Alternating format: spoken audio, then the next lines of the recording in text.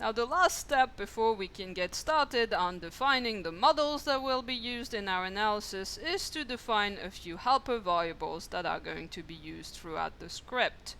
The first helper variable we will define is a variable named nTaxa, which will simply be the number of taxa we have in our analysis in order to not have to retype taxa.size every time. So this is going to be a constant node. Again, it is part of the model, but it is not going to be modified during the analysis. The second variable we are going to create is a vector of moves that we will call, well, moves. Now, during the setup of this analysis, we are going to define a lot of moves because every variable that is inferred during the analysis needs its own move or multiple moves. And so we are going to put all of these moves together in this vector, and that will simplify things when it comes to setting up the MCMC at the end.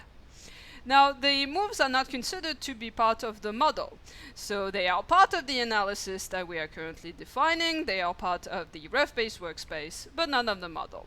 And so this is shown by using the equal assignment operator.